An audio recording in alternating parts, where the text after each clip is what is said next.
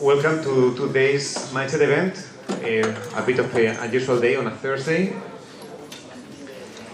Good to see so many faces, many usual faces plus a few new faces. So then welcome to this event.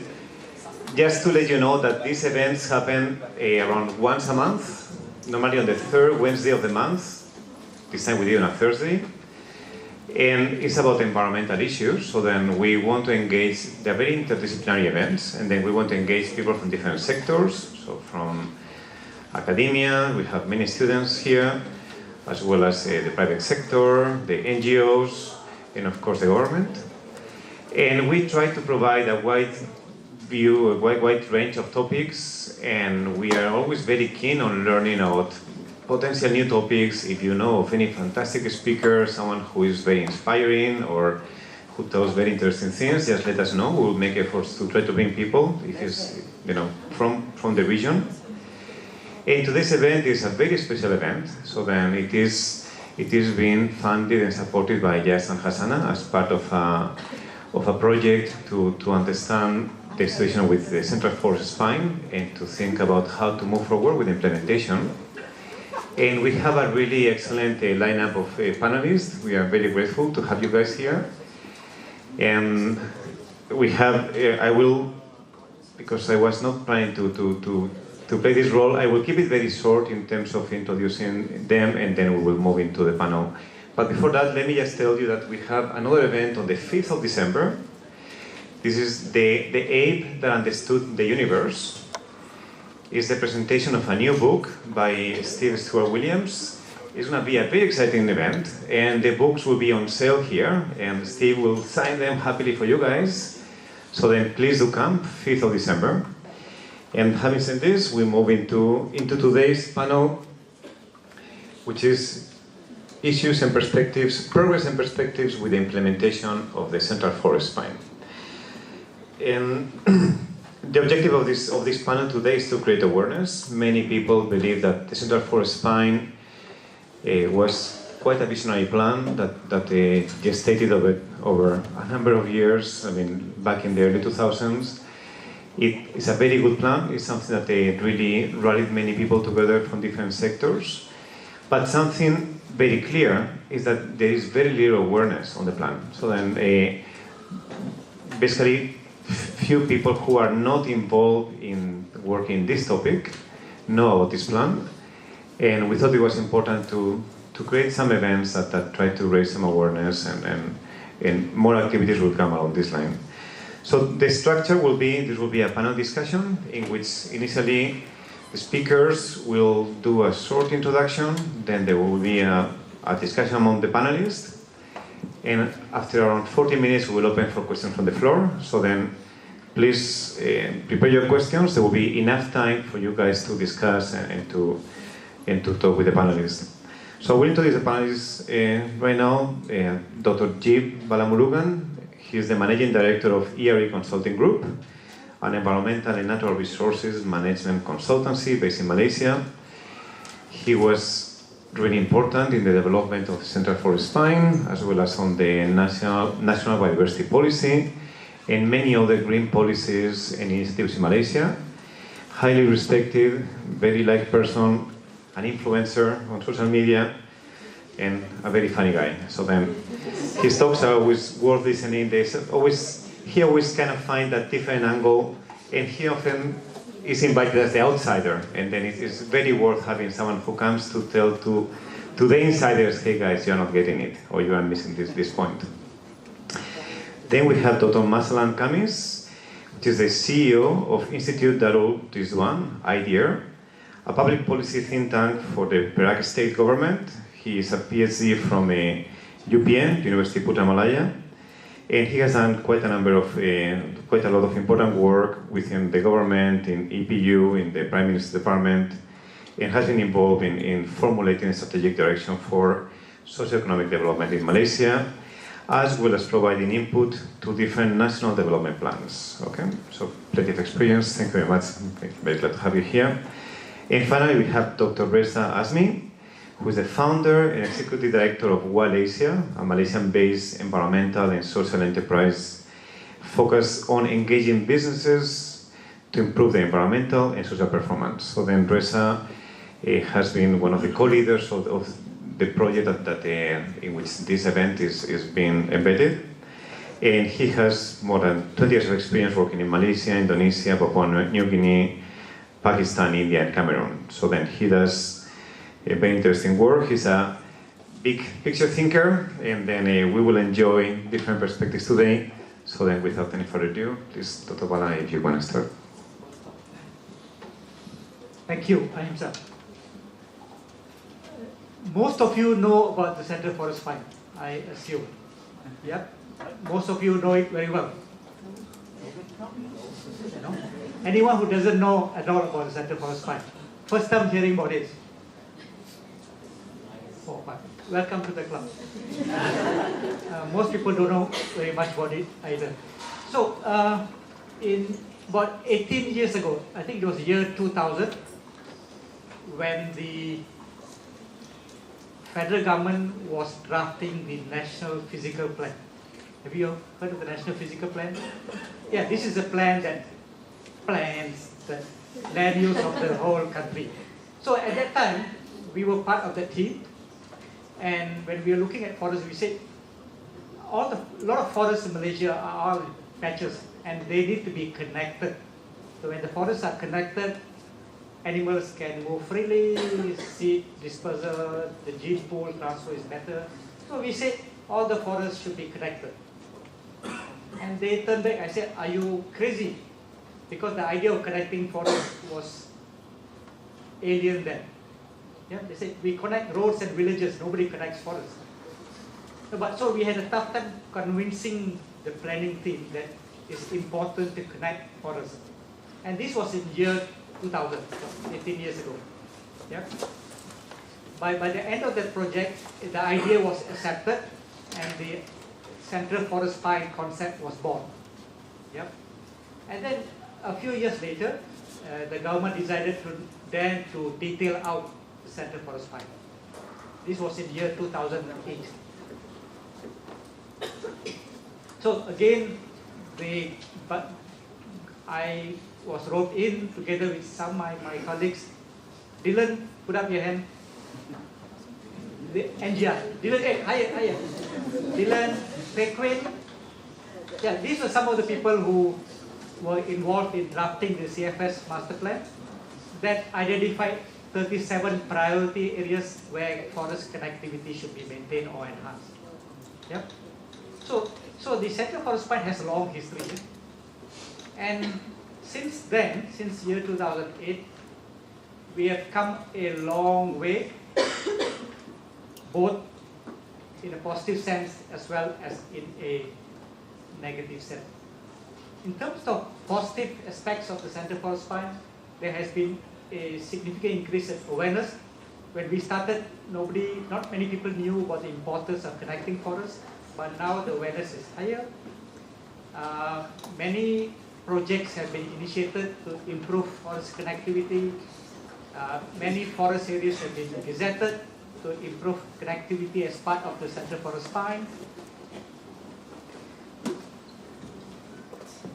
Many seminars have been organized. They must be the real Nagu. So he will be moderating the session. No, sorry. We just started and then just so that. Oh, okay. So. Oh, all right. Oh, okay.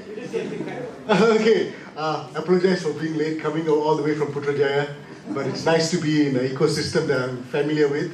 So it's great to be here, and it's a really important topic. I don't think anybody here has not heard about the Central Forest Fund. Anybody has not? Right? Oh, we shared the same script, I think. But I don't think anybody carried up your hands, right? Oh, there is. Okay. All right. So you're not doing a good job enough. So, I think you've started, right, to introduce the Central Forest Fund? Yes, just started. So, well, Central Forest Fund is quite close to many people's heart, because I think if you ask anyone who is in the conservation realm, if one thing that Malaysia can do, especially in Peninsula, to safeguard biodiversity is to look after the Central Forest Fund. I think That's a very ambitious project. It's difficult. Nobody said it's going to be easy. But I think that's the frontier for biodiversity conservation in Malaysia, to look at ecosystem, species, and as well as genetic level. Hi, Said. Good to see you. Right.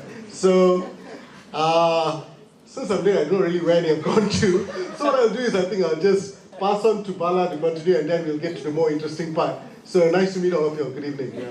Please, Bala. Right. He said pass to me, and then we get to the interesting part later. Implying that I'm boring. No, the question and answer. Okay, so the Center for Spine, like Naga said, is an extremely ambitious project. Not many countries have done this, to connect forests at such a large scale. In fact, many countries have used this as a model to look at their own countries. World Bank used Malaysia as a teaching material how landscape connectivity can be done. So it's very ambitious, but at the same time it's extremely complex, never been done before at this scale.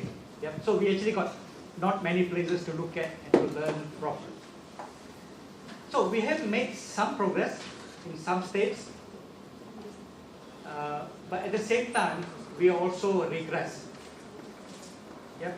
Many of the corridors identified in the original master plan in 2008 have now gone. Gone means disappeared. The forest is not there anymore. Yeah? I don't know, maybe half of the corridors are probably gone. I'm sure there are people here who are monitoring all this. Yeah? So, because of the complexity of implementing this project, the resources required, the technical skills required, progress in many parts have been slow. While waiting to happen, and we are losing more and more forests. So, in order to get this ambitious project moving, we need a lot of money. I understand most of you here are committed to donate money tonight, right? Yeah, so we are passing the hat round. It requires a lot of money because these types of projects require a lot of resources. It requires a lot of technical skills, because designing forest corridors, wildlife crossings are things that will require skills, and we don't have much experience in Malaysia. So that's why progress has been slow. Right? At the same time, as our country grows, population is increasing, there has been more demand for land. As a result, more and more forests have been cleared for many reasons. Plantations, housing, golf courses. Durian plantation is the latest trend now. Yep. If you are eating durian, you are contributing towards the loss of forest now.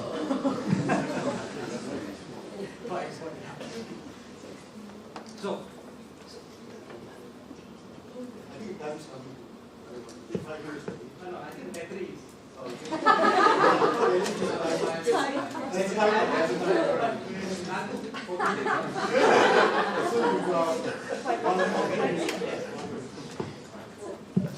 So some of the challenges in implementing is, like I said, the population growth, the demand for land. Number two, which is very important, is if you're familiar with the Malaysian Constitution, forest is the responsibility, it comes under the jurisdiction of the state government. And state government depend on forest and land for revenue, and this is very important. I have some very new data which I can show you later. Not now, I'll show you, I have them in the computer, I'll show you later how important forest and land is to the state government. And that is a major problem in implementing, because states depend on land and forest for revenue. Yep. And lastly, I think to get such a large project moving, it requires partnership from all sectors of society. Federal government can never do it alone. State government can't do it alone. NGOs, no matter how much noise they make, they can't do it alone. Neither can the private sector do it alone. So partnerships are required, and it's going to be a complicated partnership because the issues are actually very complex. I stop here for the time being. I have good data later. I'll show you if moderator permits. Yeah, we will once we finish the round. Yeah, thanks, Dr. Bala. I think Dr. Bala gave a very good insight on, probably highlighted the challenges, which is common knowledge for many of the conservation initiatives in Malaysia. But before we go further, I think I'll let all three speak. So now we've got Dr. Mazalan coming. You've not introduced Dr. Mazalan, right? Yes. Sudah introduce. Oh, sudah. So jadi semua dah berkenal dengan Dr. Mazalan, right? So he's from Institute Darul Ridwan. So without further ado, yeah, Dr. Mazalan, your 5 minutes starts now. Well, it's Dr. Mazalan, not Dr. Masalah. Kita orang Surabaya, Pak. Tapi tak apa. All right. I joined the state government as part of a think tank in 2014, and I took a holiday in Belum area, and I was shocked at that time. My family, we were beside the road in Greek, and we could practically count lorries, truck that brought down logging every 5 minutes, I would say. Like, I think it's still happening. I don't know. Yeah, so, and you can see, hills, Dabota and things like that. So I think that was a real eye-opener because I didn't know much about Central Forest Spine and things like that. But then I was wondering why we didn't do anything about it. So I'm not going into detail about the statistics because I think you all know about the forest. You're part of that community, so you all should know. But I would like to highlight the problem that we face at the state level. Yeah, basically, of course, the administrators, the ministers, they understand the situation. But I think they kind of, they don't have the support, yeah? Because there's a lot of work, as Dr. Bala said, but they have to have income for the state, yeah? And I don't know the logging that we saw, whether it was legal or illegal, yeah? But I knew for a fact that one day the Chief Minister then decided to kind of did his own investigation and follow the trail, but he was being followed by Tonto group, I don't know, the gangster that is protecting the insiders or whatever. So, and he brought the matter, even the Chief Minister can be put in that situation. What more if you're enforcement officers, right? So really there's no respect so much for the rules and laws, and let alone even Chief Minister in that sense. So that's what I'm hearing, because we know that it's a real problem. But then again, if you look at the data, Perak has the most forest covered state. So even in a more successful state like Perak, in a way, this thing is blatant. What more in other states, yeah? So the issue is that the state need revenue, and they don't have much choice from their perspective. And the latest, the new Chief Minister really was talking to me about this, and he said that, look, he knows that the NGOs are coming and accusing the government of continuing the last government work, but he said, come and tell us, how can we solve this problem together? How can state still get its revenue, yeah, but able to protect the forest successfully? He's willing to embark on whatever that work. And yesterday, in fact, we were sitting together, and he was saying that he planned to get corporation, individuals to actually sponsor trees, but there's still skepticism. How much can you gain from the loss of revenue if you were to stop logging altogether? But I'm not so sure whether this logging is from the Central Forest Spine or bordering areas or whatever. So I think there's a desire in the new government, and they're still fresh, and they're still willing to listen. I don't know 5 years from now. But I think that is why I like to, take this to the audience, to all of you, to come and share what can the state do. And we know that there's an issue of federal-state problem, which is actually at the core of the issue. And no matter how many research you conduct, if you don't solve that, you're going to churn a lot of findings, but nothing much can be changed on the ground. So I think that's my introduction. Yeah. Dr. Mazalan. Mazalan. Betul kan, Dr. Mazalan? Yeah, betul. Yeah. All right. Terima kasih. I think it was right on time. Thank you so much for being on time. I think he brought up some very interesting issues, perspectives of how states look at this whole thing. So when you're on the ground, I mean, if you look at our federal constitution, I think, I don't know whether Bala has said this, but I'll repeat this probably. We look at revenue for the country as a whole. If you have 10 ringgit, only 1 ringgit goes to the states. 9 ringgit goes to federal government. So what do state governments do? So some state governments like Kelantan, up to 30% of their revenue comes from logging. Bala will show us some interesting figures of this. I don't know what will probably is related to this. But this is the challenges states face.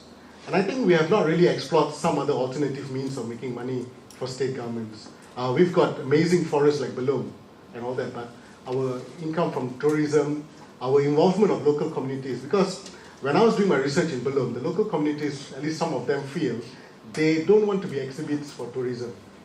They don't want for you to bring people and, well, this is a Tamiya or a Jahai. They said, let's just be part of this and let us start making some money out of it. So these are things that we will probably discuss further. Without further ado, I'll invite Dr. Reza Azmin, betul kan? Tepat, to give. Actually, I will be the Dr. Masala. Yes, tapi silakan Doctor. I'm going to take probably a more, I would say risky, a controversial angle. And when you look at all the PLs, these so-called linkage areas within, what was it, 17 sites, the integrity of these PLs are more or less gone. There's not much left. But the main thing has been the conversion of public land into different types of commodities, or even alienated altogether. Some still remain within so-called state control in the form of a state corporation, or some are directly linked to a chief minister's, or they call it MBI, which is Menteri Besar Incorporated. So it's a special vehicle for taking control of land, which is essentially public land. Now, in the move of Malaysia, now we're in Malaysia 2.0, what is not being said is corruption has been the root of all of these transactions. I can more or less say that. I think it just needs a little bit more uncovering, but it would take probably several people's lifetime to unearth, who exactly is behind this. So the reality is, I think the failure of CFS is that it has been a top-down effort towards reaching a conservation goal. And as conservationists, we know a top-down approach doesn't work. So we have been misled for 20 years thinking that the CFS as a top-down policy mechanism is going to work. And the reality is it doesn't. And we also know that there are many other initiatives which are protecting forests. And these are the initiatives that we don't hear about. Today we heard from Hong, wherever he is, someone who is working on the ground. And in one of the PLs, he said, well, look, you guys are focused in this area. The Orang Aslis have protected this hill. That is the best forest. So the idea that local communities are not just exhibits, but they're actually custodians. And I think this theme of you're actually wanting to support the development of communities to manage themselves, that is really the theme. If you go to Sabah, there's a village called Bundut Tuhan, and this is protected. It's probably, in my mind, like the only protected community land, which includes where people live, a water catchment, and it's governed by elders who have absolute power. As an outsider, you're not even allowed to open a house. I mean, you can't. If you marry into the families, that doesn't give you any rights. So these examples are, to me, where we should be looking. The idea of empowering is not some patronizing sort of, kind of concept, that we sometimes think about. But you do need to be working from the ground up. The other theme which I think is important is that the industry, and again, this is a very top-down thinking, is we're very focused on yields per hectare. But we should be thinking about profits per hectare. So when people say, I need state money, well, for a start, they've taken our money and they've used it for their own gains. So when you say that the state needs money, we first have to control transparency, corruption, and all of those things first. The second thing is that we know that certain industries are grossly inefficient. I mean, there's been so many studies in the forestry sector for the last 20, go back maybe 10 years or 15 years ago. People are finding that forestry operations are incredibly inefficient. There's a lot of timber that's not recovered. There's a lot of damaged timber. The way it's taken out is not efficient. We have FSC certified forests in Terengganu, which is going to a sawmill that doesn't even care that it's FSC or not. So you're not even adding value to the wood that is already potentially certified, which can resonate around the world. We have certified oil palm plantations. Okay, maybe we can criticize that, but if you think about it from a global perspective, you have the opportunity to upsell something. And if we can upsell a commodity in an area where you have forest conservation, where you have elephants that can roam freely, where you have tigers in the forest, where you have orang aslis where their lands are actually protected, isn't that what you want? So, I think I will stop there. All right, terima kasih. They've been really good panelists. The time. Thank you, terima kasih. So, before I go on, Dr. Bala, did you want to show us something? Later, this really suspense. I think he's got something to show. So before I proceed, right, is there any other civil servant in this room? Atau tanah mengaku? Ada? Yeah, okay. I just want to ask whether Katz is here. Hi, Adrian. So it's great that Katz is here. There's some fundamental questions we have to ask ourselves. You see, the CFS came out from the physical plan, and it was architectured by consultants, adopted by the National Physical Plan, chaired by the then former Prime Minister. Now, fast forward, we've got a new government. Back in my mind while I was driving here in the terrible jam, I was wondering whether the new government has subscribed to the Central Forest Spine Plan. We do not know, right? We do not know. So that's one question that we need to really discuss about. The second most important thing, and I think Reza, you said something that I like to, and you also, somebody was speaking about this whole top-down initiative. When I had a workshop with the guys in the field, they said the document is written in English language. Kedua, sorry, I'm going to mix a bit of Malay here to make it more interesting. Kedua, kami baca pun agak mencabar kalbu lah. Mencabar kalbu is challenging for them, This is a very policy prescriptive document, then you want them to implement at ground levels. They said, how are we going to do it, It's written in a language alien to us, so that's something that we really need to think. There is a summary document in Malay, but the real implementations are still in a language probably we have forgotten for some time now. So that's challenges. So we need to really establish whether the current government, it would be great to have one of the CATS people on the panel, but we can ask them later on private, whether it's still going on, whether this initiative is still game on, taking into account that all the 17 or 16 PLs, 17, have been highly compromised. So to really rebuild all these PLs as per the original plan, we really need a lot of resources, funds and all that. So looking at it, putting it in perspective, what we've heard so far is we have issues with funding, with resources. I think, but what's more lacking is the leadership and the political will, not just at federal government, at state government level. We've got this document that the World Bank congratulates us about, but where's the leadership? You never hear outside the conference people talk about CFS. That's something. The other thing is the whole governance of CFS. I know it's been given to the Ministry of Natural Resource, but at state level, how's the governance going on? Is there something at the state level or some body or some mechanism at the state level that looks at the governance? Those are things that we need to talk about. Priorities. I think state governments, as we know, there were so many priorities, right? Income generation is the first, but how about conservation? And I think the other issue that we have not discussed is about illegal wildlife trade. That's also happening in the Central Forest Pine. When I was with the former Chief Justice and we went to Belum, he said, "Hutan ni terlalu sunyi," which translates that this forest is just so quiet. Is there anything in there? Or it's just trees? That's a very important question. And he actually wanted reforms to our federal constitution. Before he retired, in his retirement speech, he said we need environment to be expressed in the constitution. If you read our federal constitution, the word environment does not appear. India, Malaysia, and Australia share the Commonwealth thread of doing legal documents. India has changed. India has put environment into their constitution somewhere in the 70s, if I'm not mistaken. We have not. So this is something that we really need to address. There are, of course, court interpretations on what environment means from the Bakun case we can discuss later.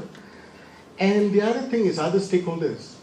I think besides government and NGOs talking, I've not really heard private sector or big Malaysian-owned companies talking about the CFS or getting excited about the CFS. So these are something that we can gather from the panelists. So I have a question to Dr. Bala. Back to my question on the Central Forest Pine. You have been working quite closely with CATS, I know, on certain projects and all that. Is there still the momentum being driven in the new government? That's something that we really need to know. I don't know whether it's fair to ask you, but probably with your interactions. Maybe we should ask Adrian. But later, yeah. Yeah, but I won't touch about the position of the new government, but Right. momentum has been on and off Okay. for the last 10 years. It has not, you pointed out, there has been no single driver. Right. Very often he's been driven by NGOs. So the momentum has been on and off. Right. And it's very difficult to pinpoint a single individuals within the government system who's been championing this. Right. Yeah. So to answer your question, yeah, momentum has been inconsistent. Right. Yeah. Something that I think probably we can take home is I think we need a real clear direction from the government on this case. I'm of course part of the government, but the way government operates, we notice that the new government is changing a lot of the things the former government has done. The word transformation is probably no more used now, it's all reform. You see, so these kind of things are very important because it's got a brand, it's got someone championing, so that's something that we need to establish. Reza, yes. I mean, we were lucky we had the CATS rep in our meeting. So, but basically, I think the scary thing was, actually it wasn't scary. Maybe my new thinking is probably a good thing.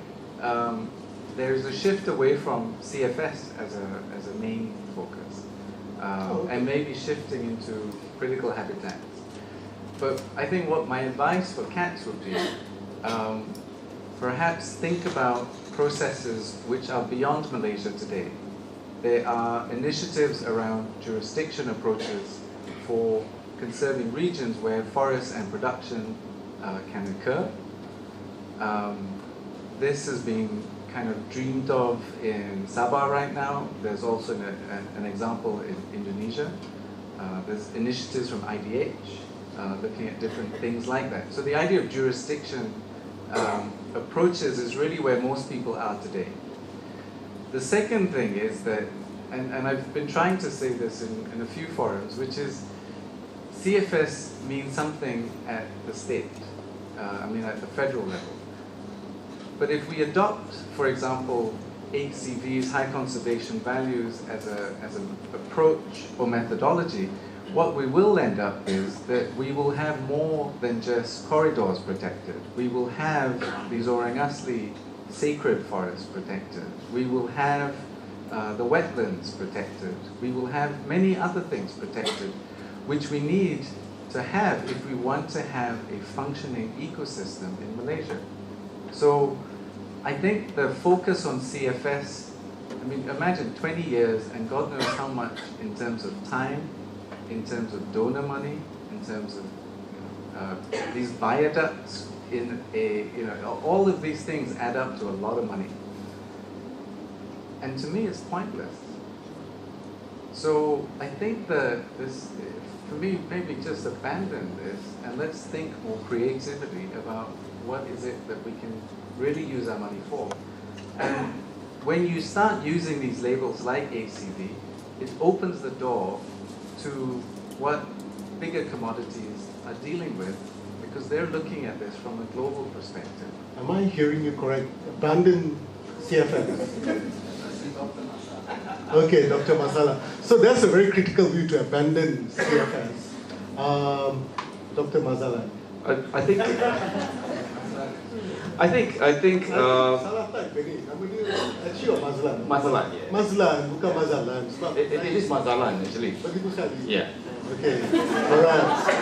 Oh, sebutannya berbeza. Okay. Okay, terus. So I think we are also interested on how you outside there measure our success as a state, right? You know, it is painful when you not you, but you know the public view how successful you are in governing your state based on how much money you have, and you measure us by GDP, and you start to say Perak is the poorest or second poorest state, and then that measure, I mean like that measure is unfair because from the GDP perspective, the trees has no value until you cut it and turn it into something. You know, I mean that's the way it is. So I have these resources. I'll be punished if I don't, you know, grow into the next level. And forest is the easiest. You know, so all this is just like in classroom when you start to compare children. So they start to beat each other how to succeed. Right. So similarly at the state level, despite having attended so many conferences that talk about we need a different measure, no GDP is not enough, but still every year you start to compare states. You know, this state is where they are, and you know, and they start to. So it's been always economic, yeah. Yeah. So I think you being critical in so many ways now. Let go down to the definition of what is development. You know, what is growth. Right. That will put the thinking differently from before, perhaps, and then you can have a new way of looking at things. Right, but maybe through your institute, if you look at the 11th Malaysia Plan document, there is an ambition to measure growth just not by economic terms. You know, this whole inclusive wealth index, taking into account environment and social pillars. Why wouldn't then Perak be motivated to do a change under this new Malaysia 2.0 through your institute? I think we've been having that conversation for quite some time. Experts that can help us along that line is very scarce world over. So I think, you know, but GDP is easiest. Right. You know, put everything in this basket, and this basket will determine where you are. So yeah, Dr. Reza nak mencela, boleh ya? But Yeah. I think what you've hit on is interesting. Like this idea of you know, Bhutan, who takes happiness, the happiness index as a way. So we could have, you know, a similar set of indexes for Malaysian states. Right.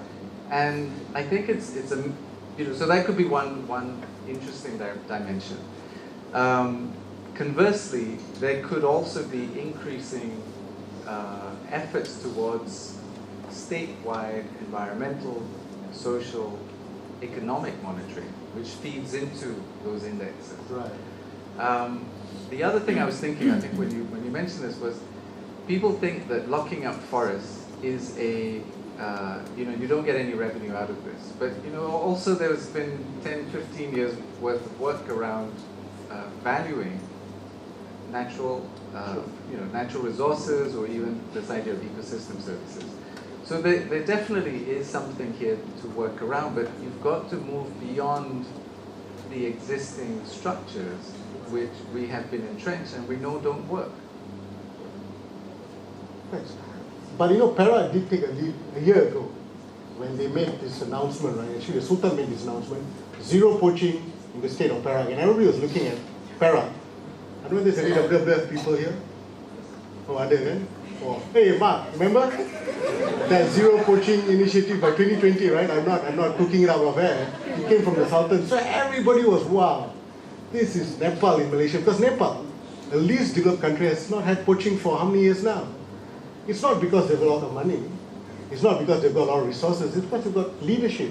And when Sultan Nazrin mentioned that, we said, this is a game changer. Here's the Sultan saying zero poaching in my state by 2020. By implementation, Mark Ryan akan cerita selepas ni. Right?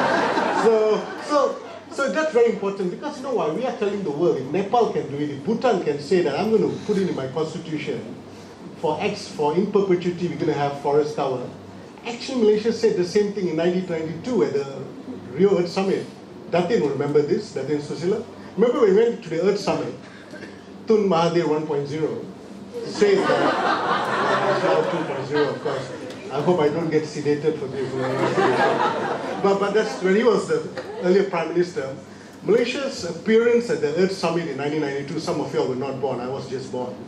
So, where the three most important conventions on environment were adopted, the Convention of Biodiversity, the climate change, and the desertification, Malaysia made an amazing statement at that conference to say that Malaysia will keep 50% of our land in forest cover. But Mahathir, being that Tun Mahathir, he said forest and tree cover in perpetuity. So where we are now, so when you put the word tree in there, that changes the equation a bit, right? But at least forest cover, the official figure says we are around 55%. Bala will probably show you some other figures. All right, so it depends who tells you the figures. It's like stock market when you read the report. So we have that kinds of commands, that kinds of commitments in paper, but it doesn't get translated to action. So here are countries like Nepal, Bhutan, having track record which are so significant. So Perak could take the lead in that. I'm not pointing on Perak just because you're a panelist, but because the leader of the state had made that kind of commitment. So, Kawan in our Pangkor Dialogue conference, was it last year, we shift into talking about happiness. Questioning what is development, what is growth, what is happiness, and we wanted to take lead in that sense. You know, we shouldn't be shying away if even people put you down and compare you from other states and say you are, you know. But look, the value that the forests bring is higher, and in fact, some people are saying that you know, we have a large tract of forests actually because a lot of businesses abandoned us. So we were forgotten because of people move out and they left our forest. If not, probably we, you know, will be gone as well. So I think, yes, Perak wanted to take lead. We start a lot of conversation around that, but still, whether it translates into real action, I'm not so sure. You know, at the highest level, yeah, they talk about it. The translation into action, the implementation, I'm not so sure. So I think we have a problem with translating things to action. So I think with that, I think it's only fair we've got about an hour, right? Bala, want to show something, or can I open the floor? Okay, it sounds so mysterious, we have to say it, okay. Two things. Just to add on to what Reza said about whether CFS is still relevant. See, we are doing in the country, we are doing many things at the same time. We are looking at protected area management. A lot of people are working in PA management. We are looking at biosafety. We are looking at ABS. We are looking at mainstream. So we are doing many things. CFS is just another thing. It's not as though we are doing CFS and doing nothing else. CFS focuses on connectivity. There are programs that focus on protected area management. There are programs that talks about restoring forests. So CFS is just one program, one big program. But we are at the same time doing many other things. So it's not that we are doing CFS and forgetting other things. So you have to see that in that context. Okay. So second point is, some of you might not be familiar with this. Forest in Malaysia comes under the jurisdiction of the state government. Yep. Federal government can set policies, can talk anything, but state government have full control of the forest. You are aware of this? Everyone is aware? Yeah. Yeah, not all. Okay. So therefore, in our federal constitution, not only the state government is in charge of forests, a lot of their revenue also comes from forests, right? So you heard the state governments often say that they don't have money. You say protect forest, they say no, we got no money. Is it true? Is this true that state governments don't have money? Yes, no? Because they say no money to protect forests. Is it true or not? No, yes? How many people say yes? State government got no money. Okay, how many people say state government have a lot of money? Okay, the rest of you got no opinion at all. Okay, let me just share with you some data, okay? This is how much revenue the state governments made in 2016. 2017 data, you go look for it yourself. Okay? Roughly, Sarawak had the most, about 6 billion, followed by Sabah, Selangor, Johor, Terengganu mainly because of the oil royalty. Yep. Combined, they had 19.7 billion. All the states combined had a revenue of about 20 billion in 2016. Of course, this does not include the revenue of the local council, because that's separate account. So, but at least very small, because they are small. There are 1 billion around there. Yeah? So is this a lot of money or very little money? Some of you have more money than this, right? Yep. So, okay, let's compare this with the federal government revenue. So all the states combined, about 20 billion. The federal government has about 212 billion revenue. So a ratio of about 9%. All the states combined have revenue of only 9% of the federal government. So just to give you some context to the size, of course federal government has a lot more responsibility. State governments have less. Yet the ratio is small, right? It's not a single state, it's all the states combined. Even the most developed states, which is Selangor, has a revenue of 1% of the federal government. Selangor, the most developed state, its revenue is only 1% that of the federal government. Yep. Penang, they say very developed, that's not even 0.5%.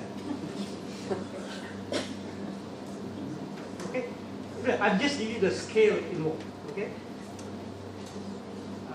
Is this, so states have a lot of money or little money?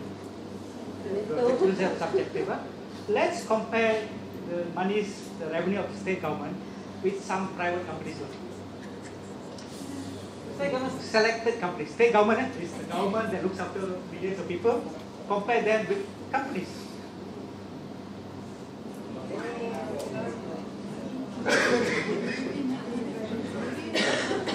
Revenue, annual revenue.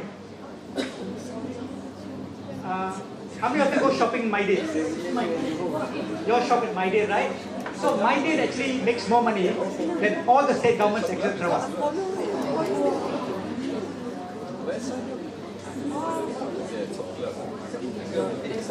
So the guy who sells rice and potatoes makes more money than the state government. You all like to eat the Apollo cake, small one? The Keropok. They make more money than Perlis one. So when I say small money, this is compared to private companies. So most private companies, big ones, make more money than state government. Let me just give you an example of Pahang. Pahang, big state, right? Big state, 35,000 square kilometers, 1.7 million people to look after. It has an annual revenue of about 600 million. Yep. Pahang, the biggest state, Semenanjung. Compared to selected private companies, Pang is down there.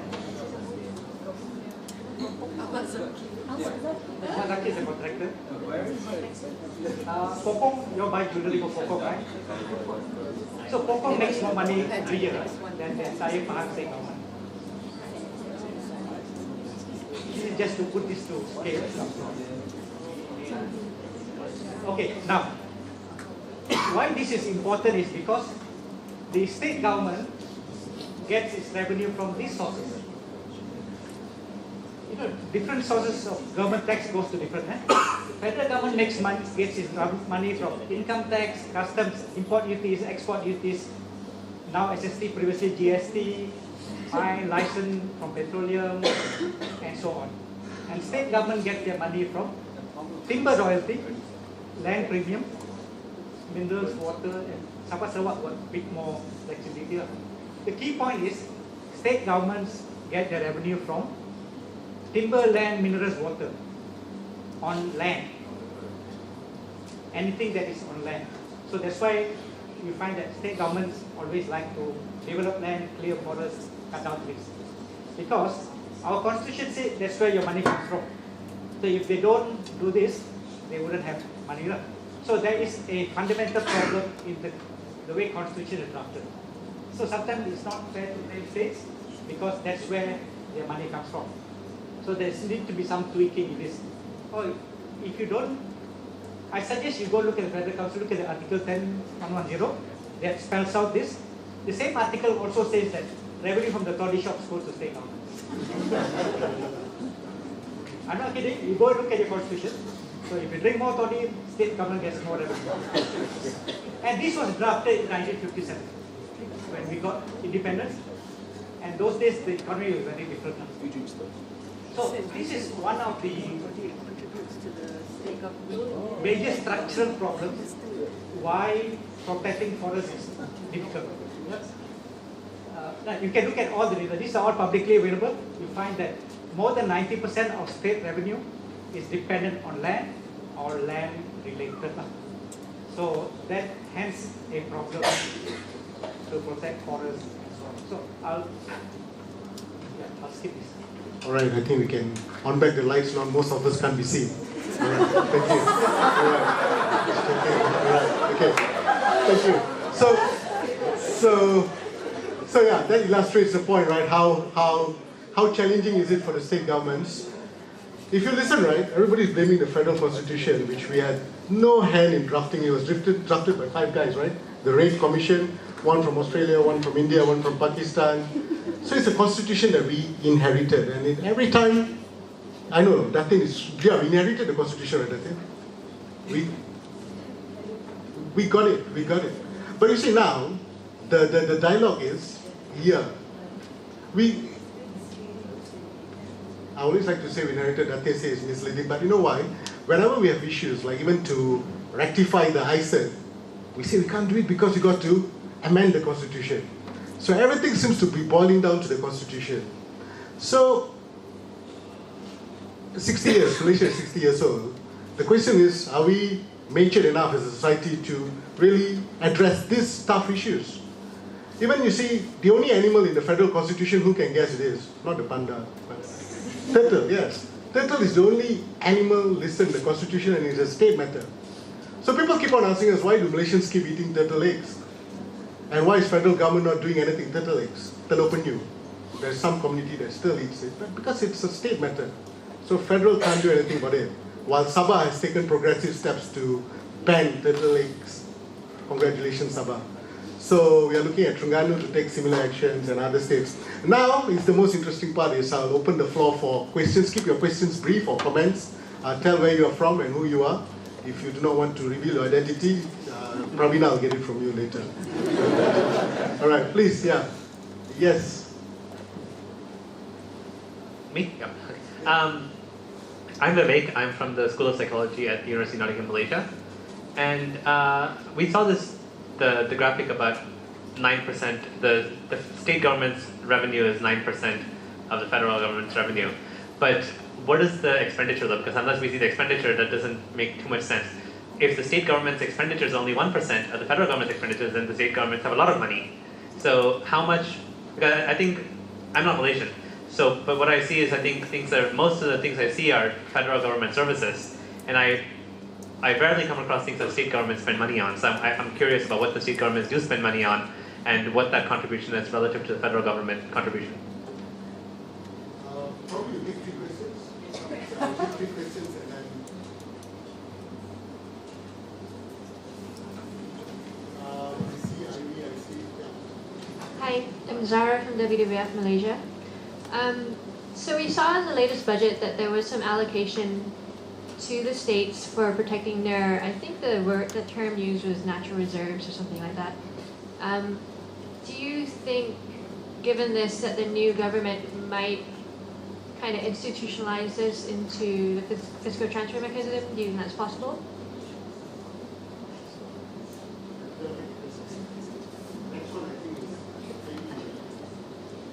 Thanks, Nagu. Ivy from Yayasan Hasanah. Just a question to, I think, the three panelists. When we talk about data, how open are governments, in your opinion, agencies at the ministry level, to look at the data and look at other data and see which is the best that we can come away with? Like you said, Malaysia's 54, but on the ground data we're saying it's less than that. So until and unless we can sit on around same table and talk about the data that we have, how are we going to move forward? I mean, that's just one of the key sort of challenging issues that we are facing in terms of moving things forward. Areas of dispute about definitions, and what we mean by restoration, reforestation, afforestation, and what are the new government ministries looking at this. I think from Mastech side is really about how do you define RED, who has ownership on that, how do you define RED? Yes, RED, sorry, RED with a double D. And who owns that, and where does the implementation comes down to, where does the whole country benefits from that, even the state level. There was three questions that we'll go for the next round. So the first one on the balance sheet. Balance sheet, I address the first and the second question together.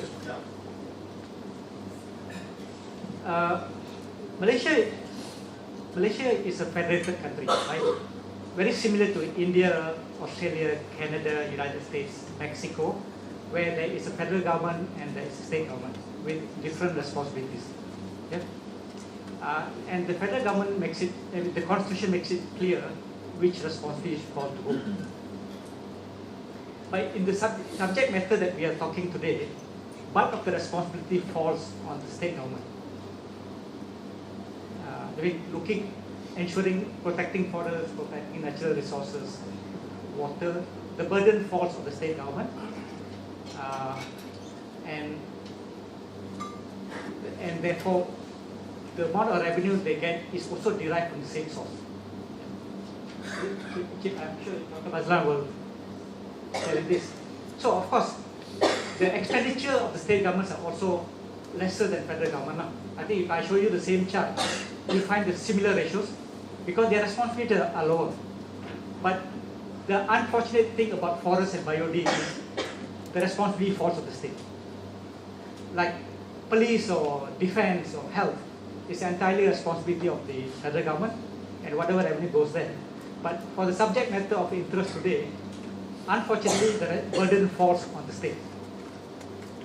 And the revenue from forests also goes to the state. Because the states don't get revenue from income tax. We pay income tax, states don't get a cent. We pay SST or GST, states don't get anything.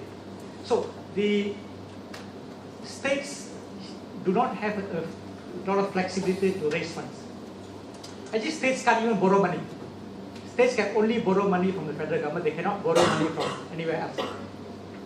So that's important. If state wants to build their own road, they actually cannot borrow money.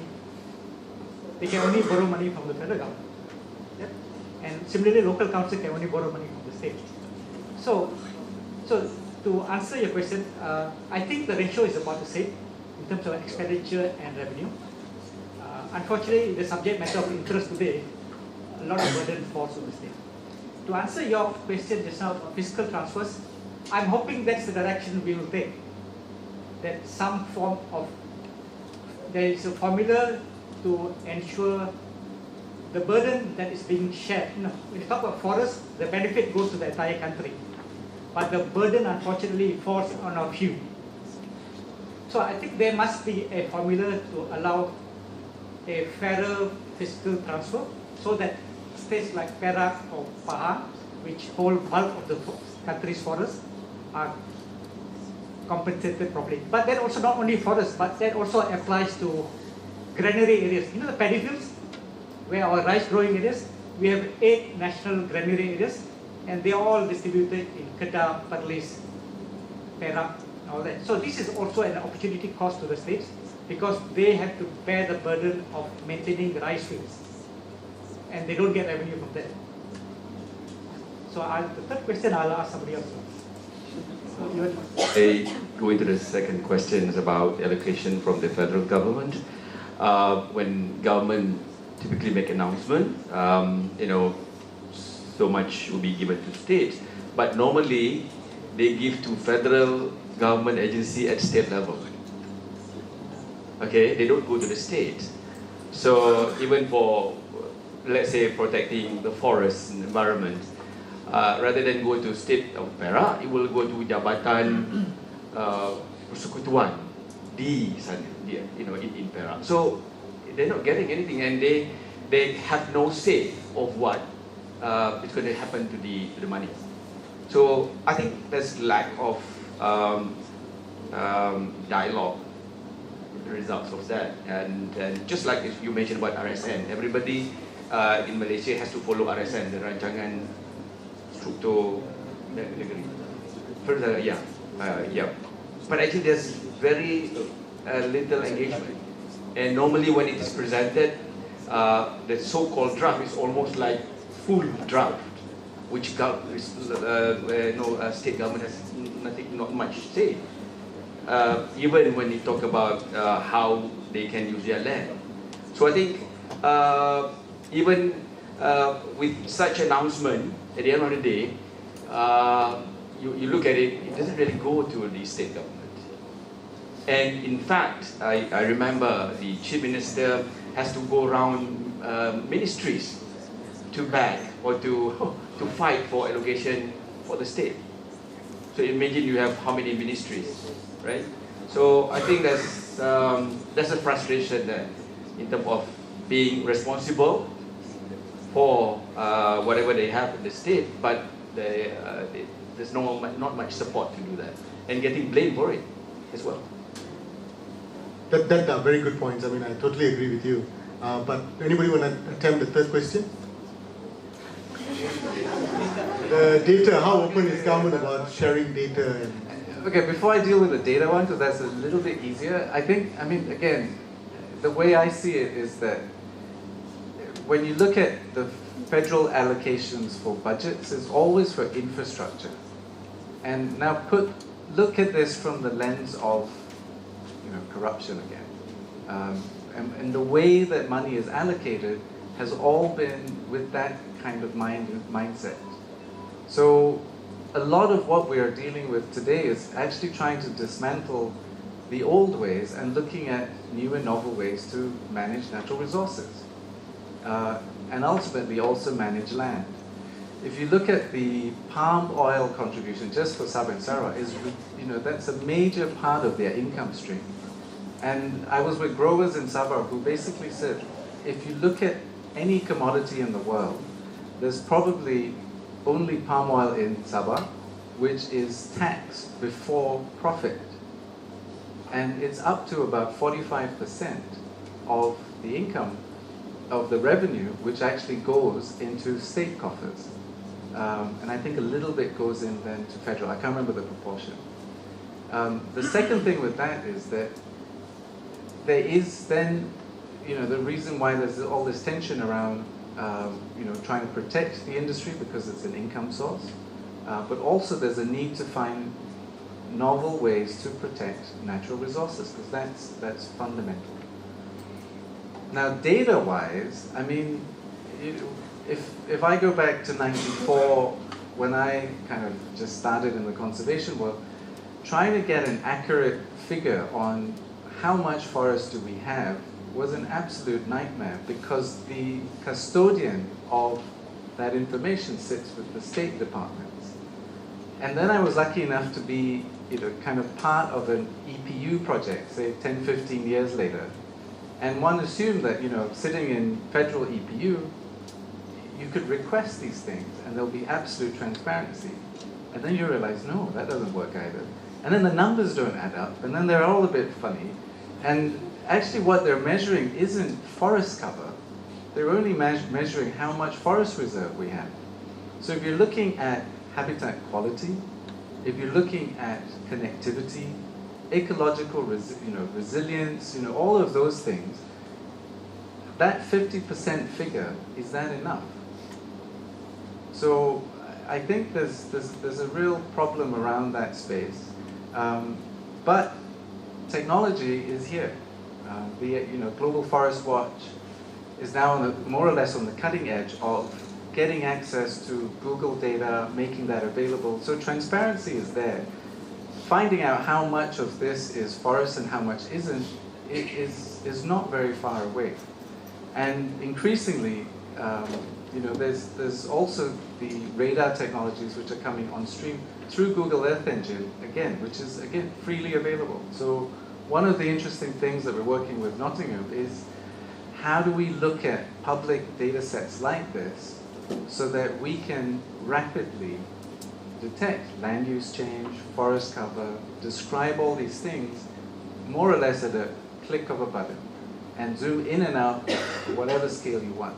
And this is real-time data without having to find an expert, without having to get another $1 million.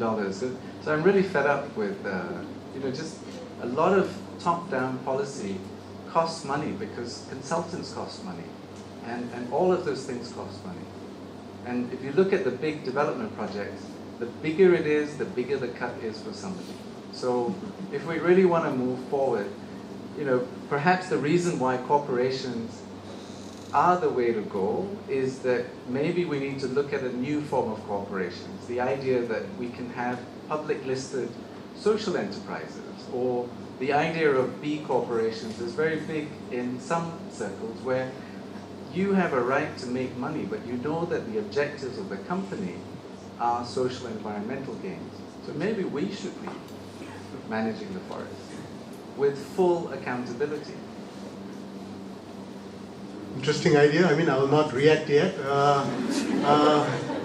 Any more questions? I think, do you know the sequence, Sanji? 1, 2, 3. And that's... Okay, Balu, yes. No, it's just, I think... Balu, knows you, but 2 people don't know you. Who? Okay, I'm Balu from Malaysian Nature Society. Happy to be here. Okay, I think from the discussion, I think something clicked in my mind just now when they said, maybe, the sound of CFS, there was talk that it is ambitious project. In fact, World Bank actually took it as a case, right? Ambitious project, right? And then again, there was another speaker who said, maybe it's not the time for CFS. Maybe you should look at SCV and stuff like that. Yeah. But from my experience, when I first started with conservation work, back then, pre-1990, at that time before UNCED, when we approach government agencies and talking about development plans and such, conservation are looked at as anti-development. Here comes the troublemaker. Okay, I experienced it, with my own colleagues, they are in the government, so when we go there, they look at it in a different way. Hey, this guy has something, some motive coming. Then after UNCED, okay, the thing changed. Conservation, we are partners in development, right? But when you look at it now, it's more than that. We must mainstream biodiversity across every sector. No, so you can see how it has changed. Yeah, if we say people who were in the conservation had this ambitious thought, we development has to be conservation actually, right? At that time. So I see CFS is something similar. It's for future. It's not for now. Maybe if you're thinking about reality, it's not for now. It's for future. Okay. So what I say is, you can talk about protection. You can talk about sustainability. You can talk about anything at this moment, right? But when you look into the future, okay, because it's a very ambitious plan, forward-looking plan, okay? And that will be the game changer at that time, basically. So I think CFS, we should not let it go. Yeah, we have to keep on trying and fighting, and we will get there because we know it will work. Yeah, okay. Yeah. Or we can say 2030 if you wanted to. Even then it will be very ambitious. I say 2050 maybe. Yeah, 2050 maybe. All right. Thanks. Thank you. I don't think that was a question, comment, but I like the enthusiasm that CFS is here to stay. Yes, of course. Yeah, bro. My name is Tapan from Nottingham. It's my second time to hear something about CFS. First time it was in 2014 in Malacca. So from this discussion, what I personally feel, even though it was an ambitious project, but I'm not sure it will bring any success. The reason is that in one hand, we have huge deforestation, forest conversion. But on the other hand, we want to connect some phases of forest. So if we can't control deforestation or forest conversion, it will be really tough to connect the remaining forest.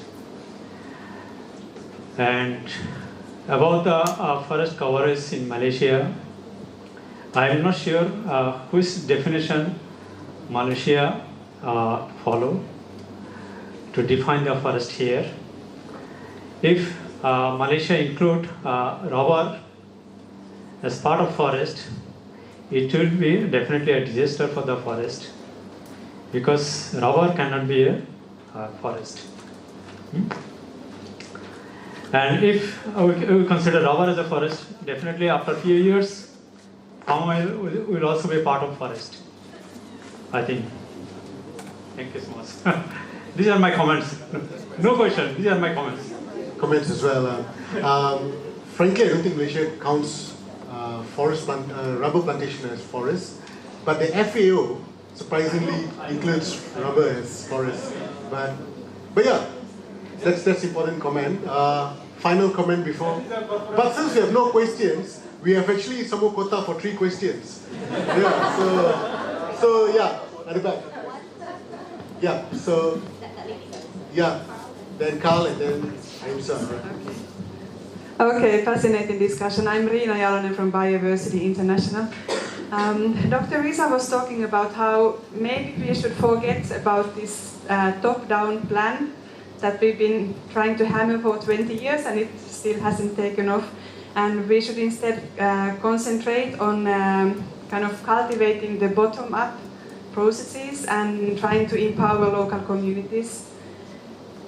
I wonder what kind of arrangements we would need from the side of land tenure to make that really happen.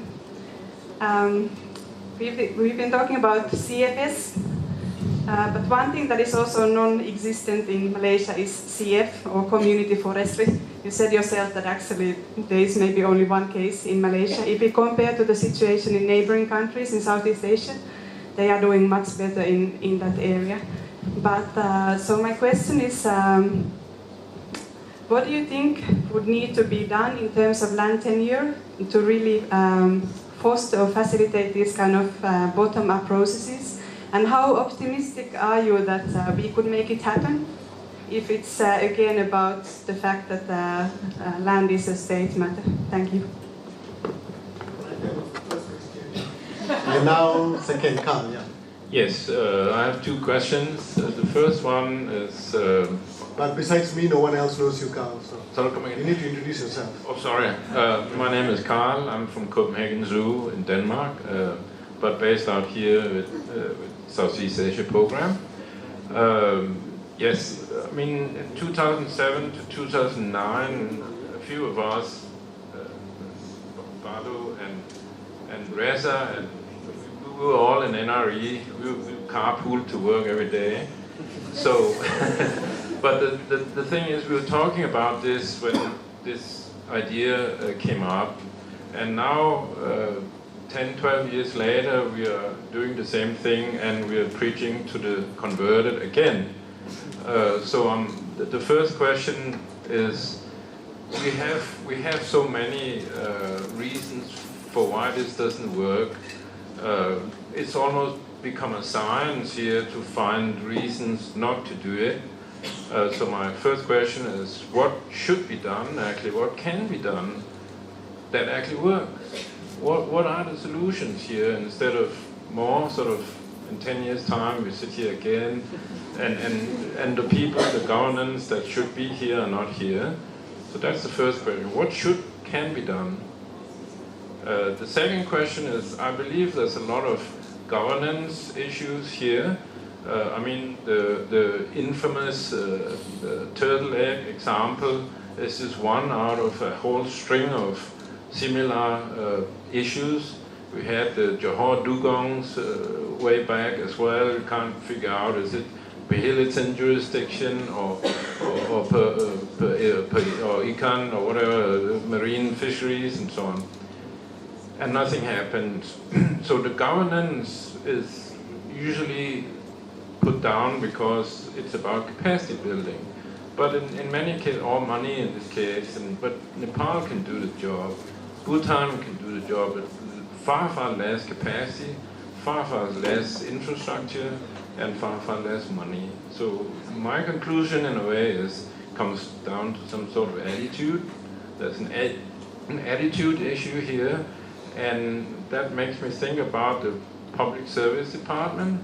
It seems to be a kind of a white elephant in the room that nobody wants to talk about. How can we progress and change that system so that the governance at all levels are actually owning up to some of these responsibilities? So is it possible nowadays in the new government, Malaysia 2.0, to actually take a look at the public service department system, the job accountability and so forth? Questions, Ahimsa, the final question for this segment. Yes, so my questions are similar to Rina's and Carl. There's the same question with a different formulation. We have talked about the structural problems and governance problems. So do we know what is the roadmap? What we need to do in order to move forward? So we know the problems, but do we have a solution? And then it's something that we can agree that might be difficult, but do we know what we'd like to do? And I know it's not good practice, but I'm going to make a comment as well. So then, basically, today, not only in this panel, in some other meetings we had before, we heard several times about abandoning CFS as an option. I had never heard this before. I just want to remind that the CFS is a template for many other policies. So then it's not only CFS. CFS is the template for the Tiger Action Conservation Plan, for the Elephant Action Conservation Plan. It's being used now for the tapirs. So then I think it will be a mistake, considering thinking about doing something different when we have a good plan that is challenging. And I think Balu made a very good point. Even if it's a partial success, it still can be a big thing. But we need to really remember that the implications that go beyond this particular plan. It really is over another thing. Your question was, what can be done? Yes, so the structural solutions. Okay, yeah. So that was the, before we take another three, who wants to answer first? What can be done? What can be done? But before I answer what can be done, can I just comment on your community? The community empowerment. Yeah. Just the National Biodiversity Policy puts a lot of emphasis on empowering communities, civil society, and private sector to protect biodiversity instead of relying entirely on government, which I fully support. And if you look at Malaysia over the years, the role of civil society and local community has been increasing. And I'm actually very happy to see the number of local community initiatives has been steadily increasing. The number of NGOs has been increasing. Nowadays, you throw a stone, you're going to be bound to hit 2 NGOs at least. In this room, probably hit 100. So this is a good sign that people are being empowered. Increase in civil society is good. So the whole storyline is changing. Yes, government still needs to take lead, but the role for civil society and local community is increasing and will continue to increase. And I think that's the way forward. Now, to answer the other question, what can we do? That's a tough one. But there are things that we can do. I think before we answer, we must acknowledge that it's a difficult problem that we are trying to tackle. It's not an easy problem. It's not an easy project. If it's easy, it would have been done a long time ago. Because it's difficult, it cannot be done until today. So, I think the step one is to acknowledge that every one of the 37 corridors is a difficult nut to crack by themselves. So, this evening we heard from FRIM how they are tackling one corridor. Where's people from FRIM? There's a very focused team looking at just one corridor, and there you can see the amount of challenges. And we need to do this for all those viable corridors. You cannot have committees and workshops and drink tea and have sort of no. You need people on the ground looking at each corridor, looking at problems, talking to stakeholders, bringing people to the negotiating table. So that needs to be done. And it's a big task, but needs to be done. We cannot solve this problem by having workshops. We need people on the ground. Number two, I think it's only fair that we find a mechanism to lessen the state government's burdens.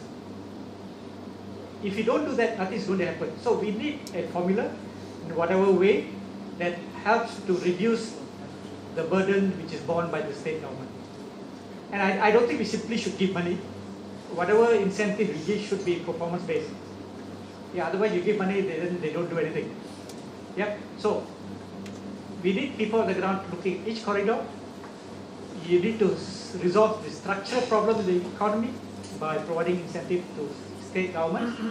And the third and most important one is, I think we need a very strong champion at the federal government level, which is missing now.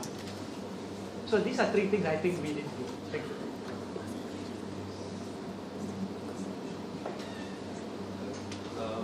I think I see light at the end of the tunnel. I'm quite optimistic in the sense that you have the younger generation that are more aware, and also there's more NGOs.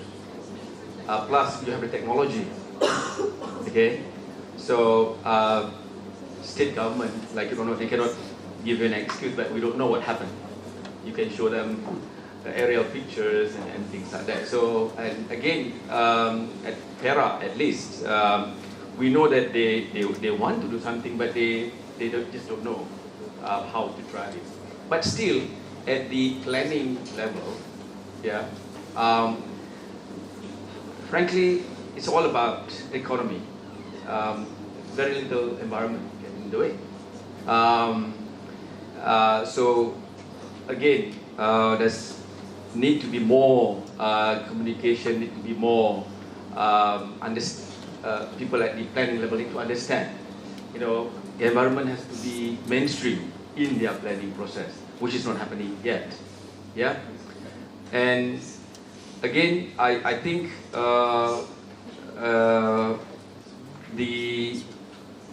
you have to understand also the state EXCOs on environment. Yeah. Just like any state EXCOs on education, many of them has no agencies that belong to them. So they are there just a figure to look at the problem, but they cannot force anyone. No one is listening to them. I know environment is the case, education is the case, and a few others. So we sat down with them and said, what can I do? I can go there and listen, but I don't have the money. I don't have the vehicles, you know. I may have the concern, but that's it.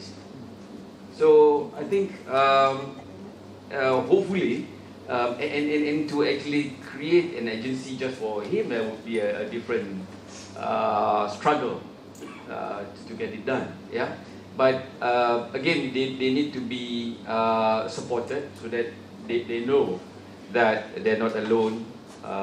You know, they have big responsibility and they would want to do it and make it happen. So I sat down with the State Minister for Environment. I felt so sad.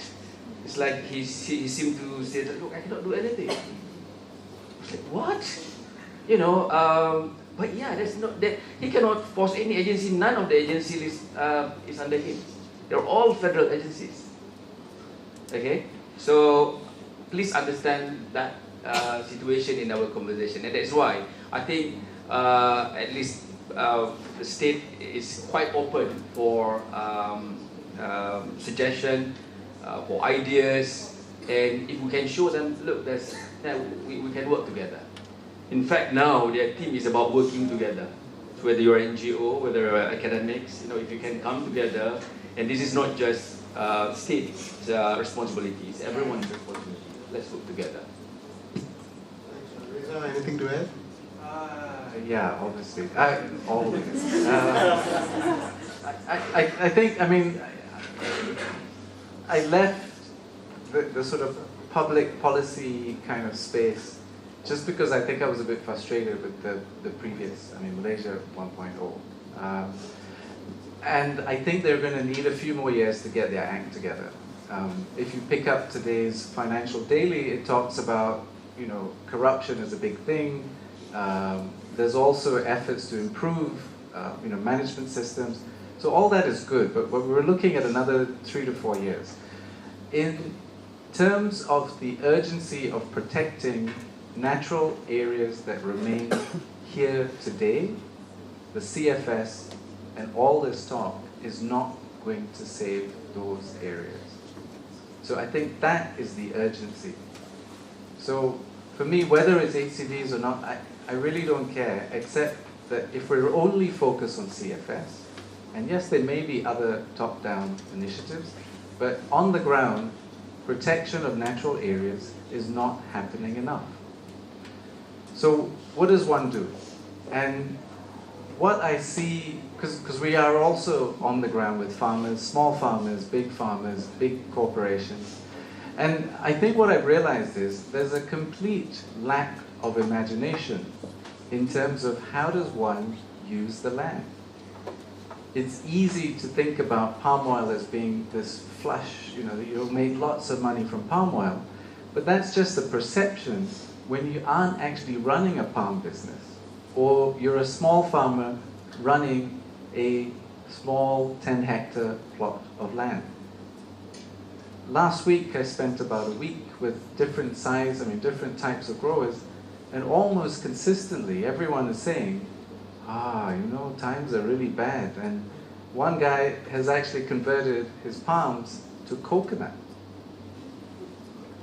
Another guy we heard today was, you know, he had converted his oil palm to durians.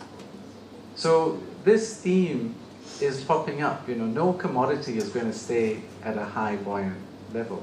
So one is lack of imagination. And then the second one is that I think, again, it's that whole focus on, you know, get rich quick and, you know, not really looking at efficiencies of how do we manage plots of land. For me, the indicator is the soil. When you put more land under industrial agriculture, whether it's forests, plantations, or whether it's oil palm, you have put machinery on that piece of land. And with that, the entire soil microbiology disappears. It's just completely changed. The palm oil industry says, oh, Ganoderma is a big problem. It's a big problem because you don't have any more beneficial fungi, microorganisms to protect you. And now I'm seeing, I mean, this theme of living soils being a key theme for protecting crops is popping up in so many different products. If you pick up one of the oil palm magazines, you will see that someone's selling you some microbes, someone's selling you some trichoderma, different things. So businesses are starting to realize that you can make money by adding products in. But you're forgetting that a high chemical regime, high fertilizer input, high use of machinery is killing the soil, and it's very costly. So you're not looking at profits per hectare. And if you shift your mindset, then you start thinking about understory crops and different kinds of things. I mean, I was in Japan where so for them it's like, I don't want your fruit, I want the fruit skin, because I can extract the chemical compounds from the fruit skin. So it's that whole multi-thinking, more openness to think about how do you use your piece of land. And that to me is the direction. So it hasn't really answered your question, but I think it's, I'm not talking about community conservation and those types of things, because I think it's fundamentally about the economic incentives or the economic drivers are what we are missing. And if we get the right economic kind of focus, these things will happen, that forests can be conserved, etc., etc. All right, since I came late, so we've got injury time. 2 more last questions. You've been holding the mic and Mark and Syed have been trying to the referees in the room. Those 2 people lift up their hands first. So Mark, yes. Very good evening, Mark Ryan from WWF Malaysia. Just very quickly, I think when we talk about the CFS, people always tend to focus on the linkages. But the CFS is actually much larger. It's about the entire forest complex we're talking about. Now, whilst we are challenged to conserve these linkages from degradation of forest conversion and the larger areas as well, we are now posed with a major threat, which is basically the poaching crisis. Malaysia is being hit by this crisis, and the whole basis of trying to have CFS to maintain connectivity so that animals can move in and out and have genetic viability over long term is reduced by this major threat.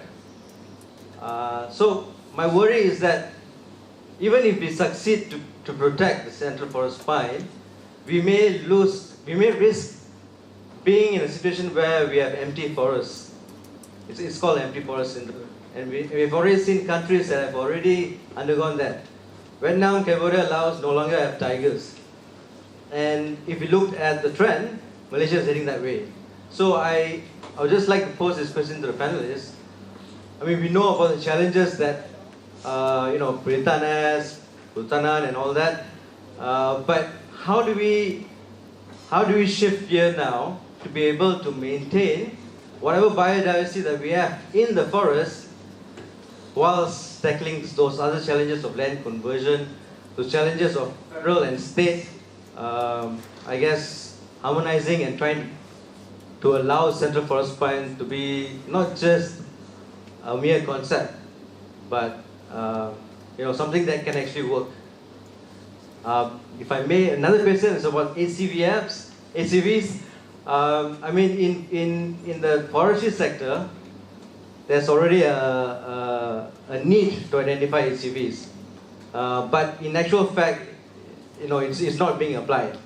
So for example, in the state of Perak, there's only one HCV for salt licks that has been identified. Now in the area that we work, we've already identified 35 salt licks. But on paper, there's only one salt lick in the whole entire forest management unit of Perak. So how do you then reconcile the idea of using HCVs as a mode of pushing forward to protect resources?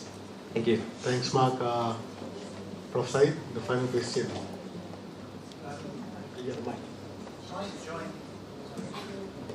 Syed, it's not CFS, it's CFF. But all these issues about land use are at the state level, and we're looking at wise use of land, incentives, profit, all the issues that we're trying to drive. I'm surprised that we haven't mentioned at the federal level, every country has signed the Paris Accord and the Sustainable Development Agenda, and if we can join the two, literally 3 years next week will be when we agree to reduce carbon emissions to within what's going to be 1.5 degrees. It won't be, but the federal government will be measured by its performance. Sustainable Development Goals, 17 goals, 169 targets. Federal government signed it, the state governments didn't.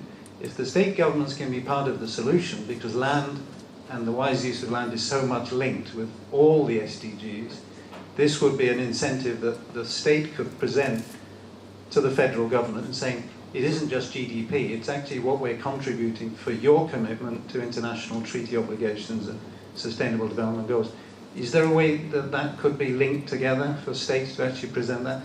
Poaching is important, but so too is contributions to each of the SDGs. If a state said we are going to be an SDG 2 achieving state, or an SDG 7 in many of these cases, we could actually see how states could contribute to the national objective and measure their performance in that way. Possible? Thank you. You answer the questions, keep it to 2 minutes, and very hard, but time management, and end it by, if you were the minister in charge of CFS, one thing that you will do. Right. Okay, so just 8CV. I think the way it's being applied is a bit too superficial, because it's almost the same as, not almost the same, but I think people forget that it's a process, and it's a process at landscape level. So a state level is ideal for that. The idea that you bring experts in, the idea that you are looking at data, you're involving the government, but you're working through a process to identify what are the areas that you really need to protect. And it cannot be a little salt lick somewhere. If that is the outcome, then you've done something wrong. So that's the first thing. The second thing is everything revolves around cash. And I think there are some examples. For example, if you go to Australia, they're looking at federal putting money into very interesting funding mechanisms which ties up landowners into covenants for conservation. So there are some different ways to look at this, but I think my point is, if I was the minister, I would put aside, put CFS in a different light, but it's more aspirational to cover all natural areas. And the second one is, I would use my power for innovative financing. Thank you. Next election you'll try. All right. Next, same thing. If you like to react to the questions, and if you were minister, one thing that you'll do. Derek, I think we introduced SDG at the state level, conversation about it since about 3 years ago. People getting a bit more familiar about it, and I think we tried I think probably the first state to try to measure where we are as far as the 17 SDG, but we haven't gotten to measuring it yet. So I think definitely we have to link that to SDG, but still we need support from experts, to know where we are. And I think also I'd like to call for more. If I'm a minister, I call for more practical solution to whatever that I've said just now. I mean, there's so much being said that you can do ecotourism, you can do this, but if you really want to protect, you need to limit, the number of people that come, because we'll destroy the soil and things like that. So really, that approach would not bring much income for the state. So we really need a different, more strategic and perhaps challenging a lot of norms that we understand about bringing income through conservation. That what you'll do as when you're the minister, right? Okay. Now, Dr. Bala, yes, if you want to react. I think Mark and you guys, these are all difficult questions. I don't pretend to have an answer. And the Malaysian way of solving that is to have another workshop. But yeah, that keeps the hotels going. You'll make a good minister. Okay, the question is, if I was a minister. Yeah. 7 or 8 years ago, I actually wrote a letter to the editor. Right. It came out in the start, if I was the Minister of Natural Resources. Did you remember that? Yeah, it was published maybe 7 or 8 years ago, but it has a lot of things left. But today I just stick to one thing which I hope it will be given emphasis, that the government needs to work with multiple partners. The government cannot solve this problem by itself. It needs to work with local communities, civil society, private sector, anyone. And you need to find ways of engaging them. If you don't do anything, it's very difficult to get others to participate. So we need a better framework, more incentive that will allow NGOs, private companies, local communities to work together with the government to solve these multiple problems that we have. And I think that is, if you ask me, one most important thing is creating partnership with all sectors of the society. All right, thank you. I think it was a very interesting dialogue, but while coming to this session, I never thought that somebody will ask, we're going to dump CFS. And that was quite an opener, but I think that's an important question. I think the Central Forest Pine, I think it's so important, at least for some of us, I think it's just too important. But I think the emphasis has not been given properly. And I'll just summarize all what we spoke to into probably 4 main issues. I think now we have the CFS document, it's dated. It's dated, and I think the ministry in charge of CFS, I really don't know who, but I think it's CATS, will probably now look at the document and prioritize what are the key actions, even the PLs. Which PL really, PL is primary linkages, and then we've got SL. Which PL actually you really like to put your money in and your efforts in, and the state governments can be empowered to do something. So I think that's something that we really quickly need to do, and that can be quite easily done. The second thing is, I think we have heard the issue of governance. And governance doesn't just happen like that, I think it lacks leadership. So something that I asked early, is CFS still a policy of the government? Since May 9, with the new government taking on board, I've been reading papers I started reading papers back again. Yeah, so it's nice, right, holding papers and reading back, right? Now papers is now the cool thing, not tablets. Yeah, watch TVs as well, yeah. So, we've not heard anybody made a statement on CFS yet. So that's something that is not very reassuring. We need probably some leadership call on CFS and link it. You see, we've got this very ambitious national biodiversity policy. For me, if you just focus at the CFS, many of the things in the policy can get a tick, especially on species, on genetic, on flora. That's very important. I think that's something we can do. Governance. Right under the realm of governance is also something that I liked, and I like, is the CCA, Community Conserve Areas. That's something that we have not explored at all in Peninsular Malaysia. And it's about time. I think communities are very sincere in wanting to look after their area. In fact, when I was working with a community in Belum, they actually have got their own maps. How they define areas to be protected. And I think that kind of discussion should happen. And I think in Malaysia Baru, New Malaysia, that can happen. And I think the government and the NGOs have been the loudest voice of CFS. There's a dull silence from the industry and also organizations that have funding capacities. I'm not looking at, I know Ivy is looking at me, no, but I think that's about time that we get more of other stakeholders to get on board, and I think that resonates with some of the points. That's the second. The third thing that I think we have really underexplored in this country, though there are many studies, is innovative financing. We've got a huge amount of payment for ecosystem. A bottle of, I better not say names, mineral water, costs so much more than a petrol in Malaysia, right? Yeah, so these guys who are taking water from Taiping or Ulu Jempol in Negeri Sembilan, they got to pay. Without the forest, you're not going to get that beautiful water. That's something that we have not really. And in this budget, correct, there is some allocation to state governments. We don't know how much. We know it's how much, but we don't know how it's going to go. But the Tugu Park is getting more money than the money that's been allocated. But I think a mechanism needs to be in place. Tugu Park, the one just near the Lake Gardens, yeah. But I think somebody mentioned Australia has got a really good mechanism about how federal channels money to state governments. That doesn't mean you have to do a trip down to Australia, but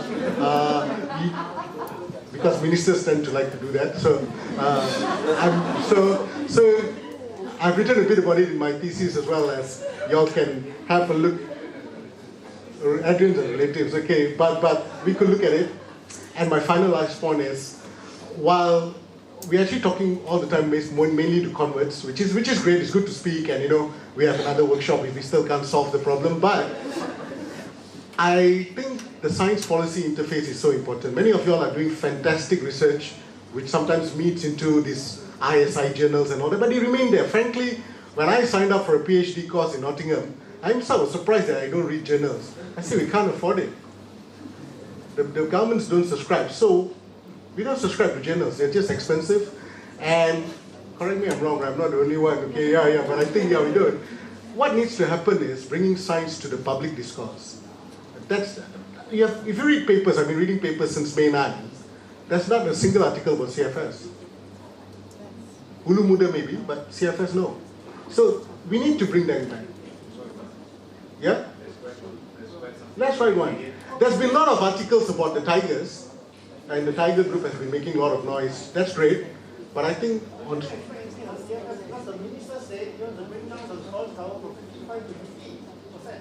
the minister say that? She or he? Which minister? This is Malaysia, right? No, okay.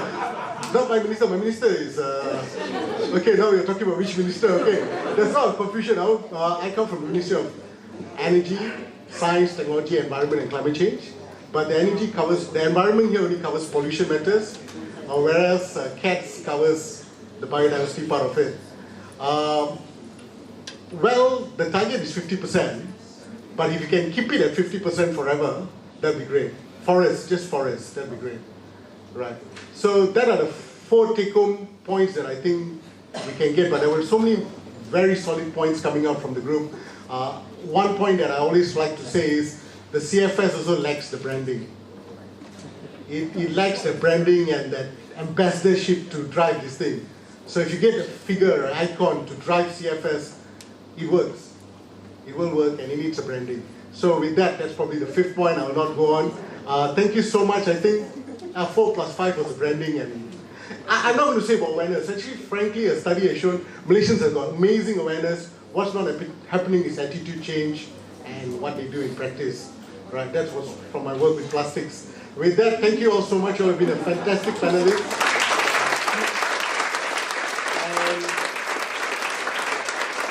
And thank you all to you all have been a really nice audience and tolerating me coming late. Thanks for the traffic.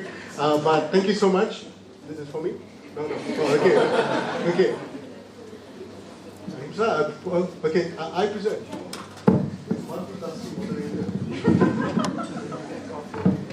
Any preference in Telegram? Like I say, this is hand-woven from Malaysia.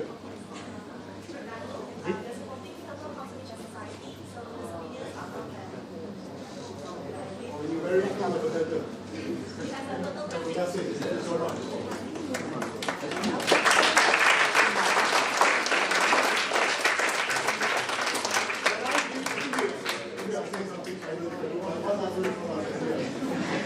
When I give these gifts, there's something that we forget about biodiversity is Malaysia is rich in biodiversity, but it's just not in terms of conservation.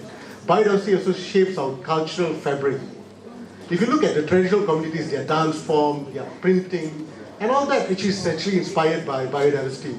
You lose biodiversity, you just don't lose animals, you lose your very existence of your cultural identity. That's something that always gets misses out from the discourse. So in 2010, in support of biodiversity, actually we came up with this thing, My Biodi, My Life, My Heritage, My Future. With biotech, we've got a huge future to utilize biodiversity. So with that, thank you. I know I'm waiting for my gift. Right. Yeah, we are very lucky and very proud of having Nagu as one of our alumni and of course participating in these things. Nagu is doing a great job now with the plastics and all these things in Martech. So really great policies. And just a reminder, well, thanks a lot for staying for so long. You know, it's very exciting to see people staying for 2 hours listening about something like land use policies. It's really good to see that there is interest and engagement. And remember, on the 5th of December, there will be another event, and on the 19th of December there will be one more. There will be a movie about Orang Asli. We will announce in due time. Okay, thank you very much.